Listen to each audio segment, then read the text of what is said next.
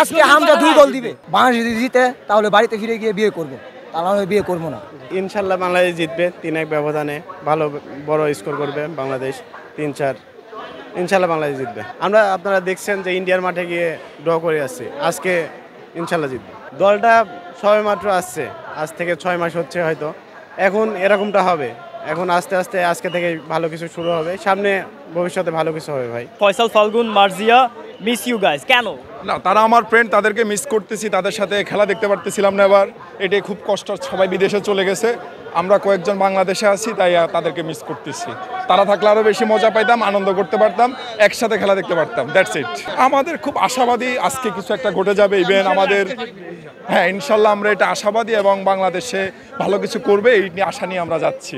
না আসলে আমি ওই ভালোভাবে ওইটা আমি বলতে পারবো না, বিকজ আমি অতটা এক্সপার্ট না, বাট আমার মনে হয় বাংলাদেশ আরেকটু উন্নতি করা দরকার এবং লাস্ট মুহূর্তের বিষয়টা একটু ভালোভাবে দেখা দরকার, তাহলে হয়তো বা কিছুটা চেঞ্জ চলে আসবে বাংলাদেশের দলের, আশা করা যায়।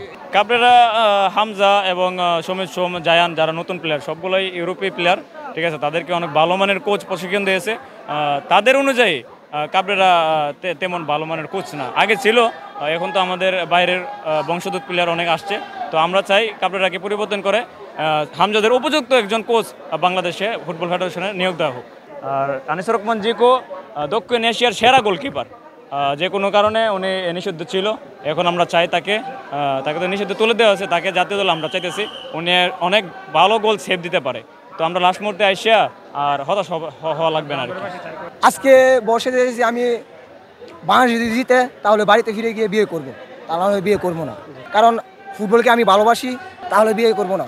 বিয়ার জীবনে করবেন না, চিরকুমার জি প্রতিজ্ঞা করে আসি ইনশাল্লাহ আজকে বাংলাদেশ জিতবে ইনশাল্লাহ। এর আগে ম্যাচে যদি জিকু থাকতো তাহলে আমাদের গোলকিপার জিকু, তাহলে ম্যাচটা হয়তো আমরা জিতে বাংলাদেশ না জিত তার বিয়ে কার সাথে? ইনশাআল্লাহ জিতবে ইনশাল্লাহ জিতবে। হামজাই জিতাবে। আজকে হামজা 2 গোল দিবে।